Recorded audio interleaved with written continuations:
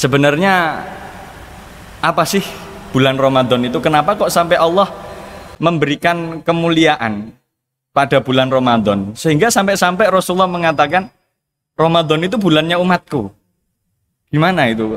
Yai, kok bisa sampai seperti itu? Dasarnya nonton.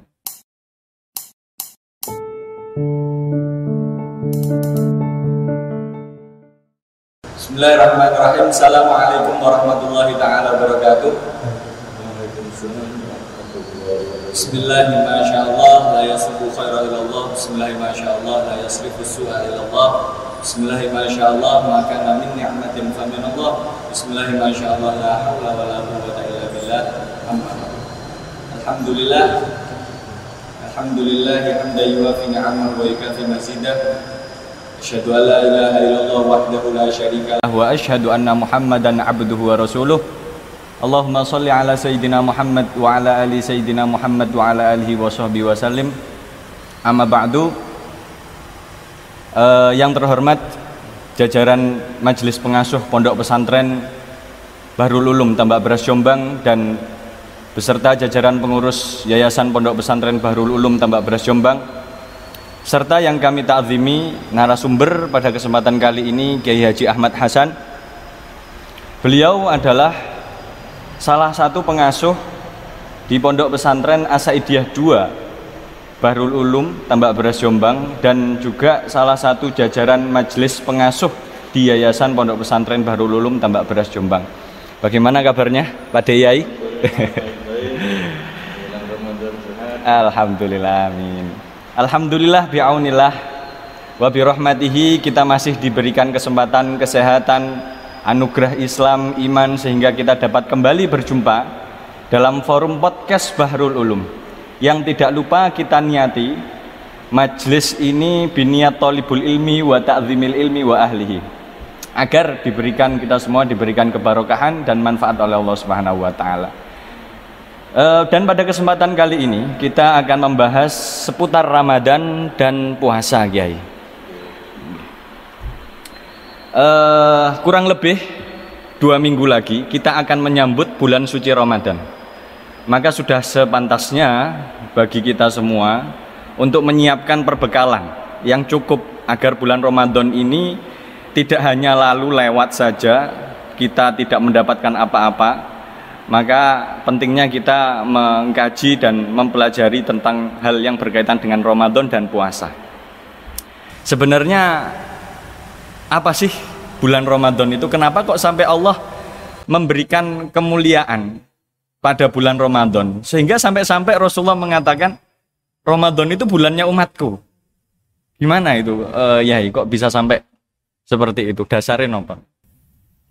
Kesehatan dan kesempatan, mudah-mudahan kita bisa menikmati ya suasana Ramadan yang sudah hampir juga dalam keadaan sehat. Amin. Sehingga bisa sempurna di dalam menjalankan amaliyah Ramadan. Memang Ramadan ini sangat menarik dan yang mulia. Ramadan ini memang memiliki sejarah yang panjang. Bahwa mengapa puasa diwajibkan di bulan Ramadan ini mempunyai benang merah dengan sejarah Al-Quran.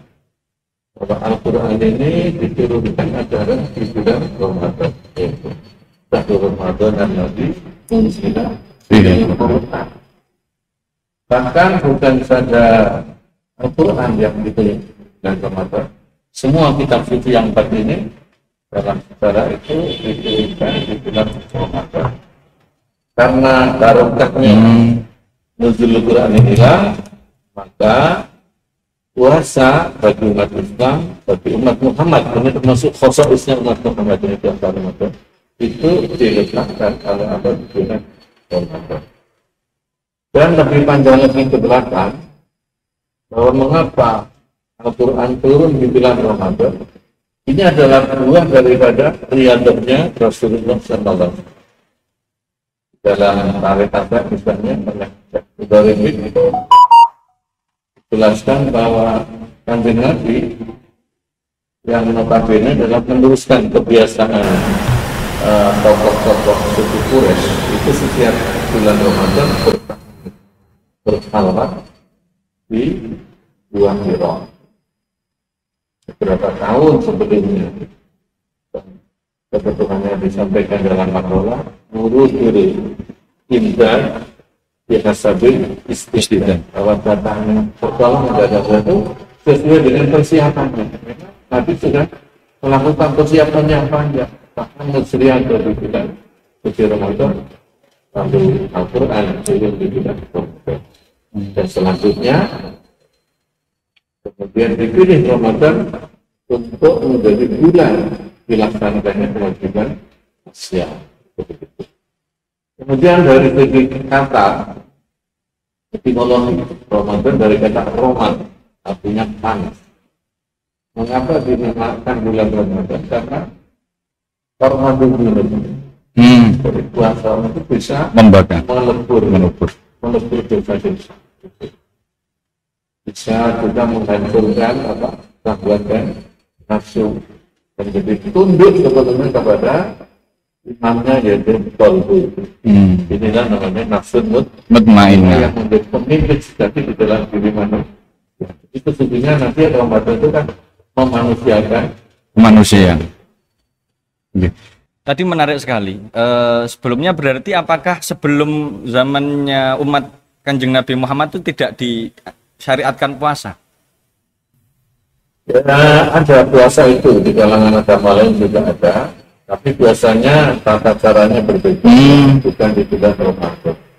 Umat-umat dulu rata-rata memang memiliki syariat puasa, tapi caranya berbeda dan waktunya berbeda. Yang khusus bulan Ramadan ini hanya introduksi umat Muhammad. Berarti umat khusus umat Muhammadiyah ini dikumpulkan jadi satu di bulan Ramadan seperti itu, ya. Kemudian bagaimana kita mengetahui cara ini sudah masuk bulan Ramadan? Karena seperti ini, banyak sekali perbedaan pendapat antara golongan, ini belum masuk puasa, ini sudah masuk puasa. Seperti halnya kalau nggak salah di tahun 2012, seingat pulau Muhammadiyah dan NU ini pernah berbeda pendapat dalam penentuan Ramadan. Nah, singkatnya, kalau NU menggunakan Ru'yatul Hilal dan Muhammadiyah menggunakan hisab. Nah, ini gimana dalam penentuan masuknya bulan Ramadan ini bagaimana, Kiai? Ya, memang terjadi perbedaan pendapat, tapi ini soal furuk gitu ya. Jadi tidak bisa membuat kalau ini kalau kewajibannya semuanya, tapi mulainya ini yang terjadi ikhtilaf. Ini adalah bermula dari pemahaman terhadap hadis Nabi. Itu hadis riwayat sahabat Anas. Idza ra'aitumuhu asumu wa idza ra'aitumuhu fa'aftiru. Atau riwayat lain sumu liru'yati wa'aftiru liru'yati. Jika kamu sudah melihat hilal, maka mulailah puasa. Demikian juga nanti kalau kamu melihat hilal bukan sawah juga berbukalah, mokelah berhari-hari. Dari kata ra'aitumuhu ini kemudian menimbulkan penafsiran yang berbeda. Ada pemaknaan secara tekstual, ada yang kontekstual.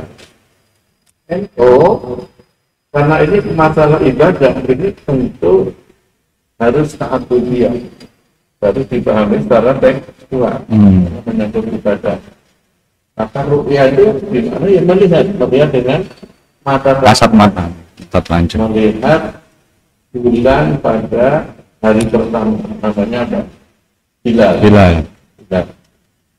Ru'yah gimana? Melihat dengan mata kepala. Tapi kalau misalnya Muhammadiyah ini memaknai secara kontekstual. Dia berarti mengetahui. Kalau zaman dulu memang zaman belum ada teknologi, orang Arab kan orang ummiyun ya.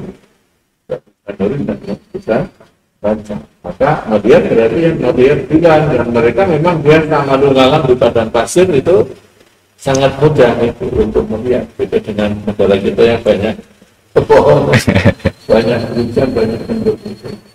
Itu masalahnya. Jadi kalau di Indonesia ya antara Muhammadiyah sama NU. Tapi NU punya kesendirian. Jadi ada dua apa namanya dua golongan di Indonesia yang rukyat itu memakai rukyat melihat bulan itu adalah NU. Ada juga PKS. Ya. Jadi yang Wahabi itu ya. Karena apa? Karena Saudi itu kan Wahabi itu Ambari dan mereka juga seksual gitu. Tapi kalau dia kan modernis, jadi dia rukyat itu artinya mengetahui apa bulan, tanggal bulan. Mengetahuinya itu bisa pakai hitung-hitungan yang namanya apa? Bisa pakai astronomi. Dan bahkan mereka itu mengatakan bahwa mengetahui dengan hisab itu lebih pasti, lebih pasti daripada yang rukyat dengan mata itu. Mereka katakan itu katanya doni, karena kan jauh sekali ya. Nah kemudian Muhammadiyah itu di sana ada teman-temannya yang suka pakai apa namanya itu pakai hisab ya, yaitu di sana ada misalnya persis angin itu dulu itu seperti itu. Nah jadi kalau urian panjangnya ini.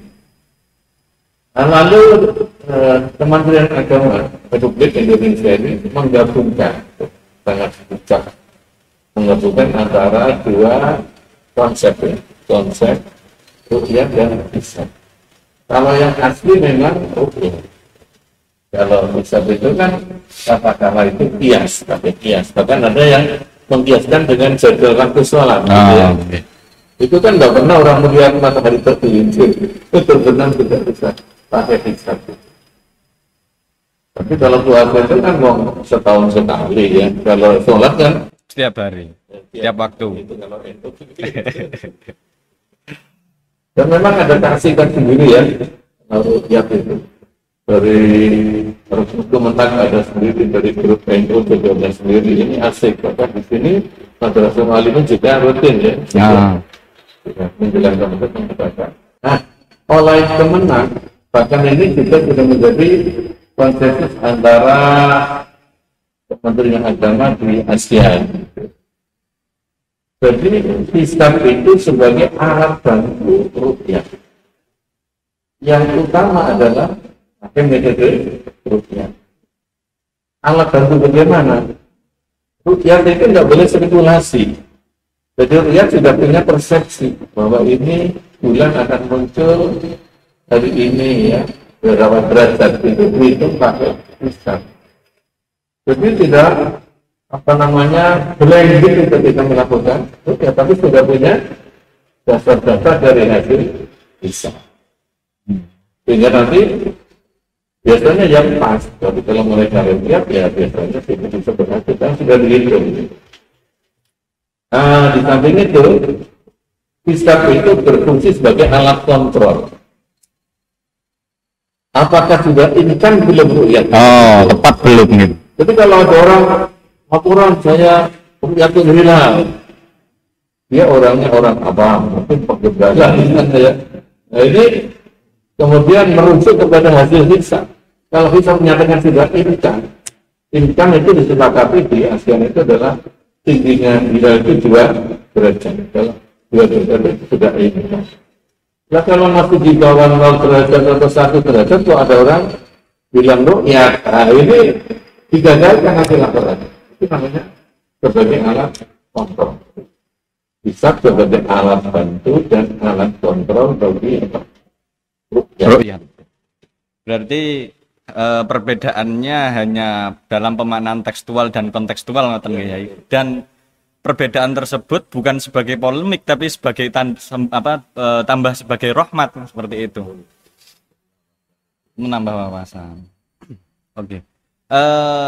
Kemudian setelah kita mengetahui masuknya hilal sehingga masuk Ramadan, maka kita diwajibkan oleh Allah untuk berpuasa. Nah, apa sih puasa itu, Kiai? Kok sampai Allah itu mengatakan kepada Rasulullah, wa ana ajibihi, aku sendiri yang akan membalasnya, mengganjarnya. Apa itu puasa ini?